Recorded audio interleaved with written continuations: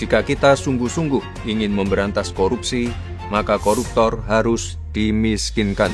Para koruptor harus tahu bahwa kejahatan korupsi bukan hanya membuat mereka harus tidur di balik jeruji besi, tapi negara juga dapat mengambil kembali semua harta yang mereka curi.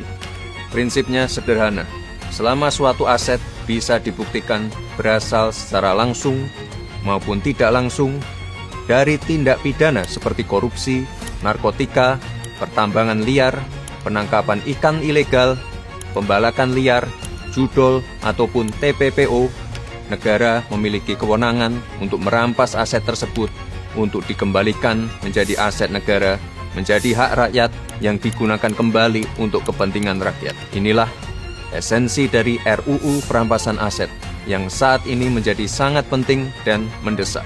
RUU Perampasan Aset ini merupakan pelaksanaan dari United Nations Convention Against Corruption tahun 2003 yang mengatur mengenai perampasan aset tanpa pemidanaan, yang menjadi semakin relevan dan penting untuk pemulihan aset negara, apalagi ketika pelaku tindak pidana meninggal atau kabur ke luar negeri. Memang ada beberapa kekhawatiran seperti pelanggaran terhadap prinsip praduga tak bersalah, serta potensi penyalahgunaan wewenang. Kekhawatiran ini sangat bisa dipahami.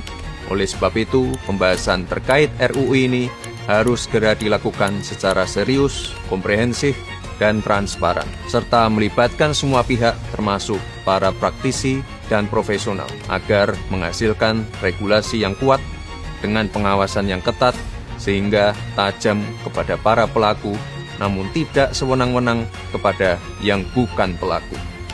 Beberapa negara lain juga telah lebih dahulu menerapkan konsep perampasan aset untuk tindak kejahatan tertentu, seperti di Belanda, Kolombia, Singapura, bahkan di Italia. Villa-villa mewah milik mafia disita dan diubah menjadi sekolah serta pusat kegiatan sosial.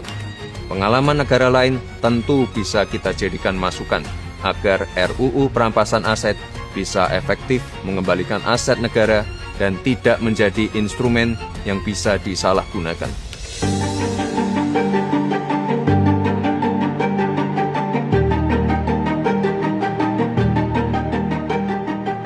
Oleh sebab itu, mari bersama kita kawal proses ini agar apa yang menjadi kekayaan dan aset negara dapat kembali kepada negara dan sepenuhnya bisa digunakan bagi kepentingan dan kesejahteraan masyarakat tanpa adanya penyalahgunaan kewenangan. Perang melawan korupsi harus tanpa kompromi, dan inilah saatnya uang rakyat dapat kembali sepenuhnya untuk rakyat.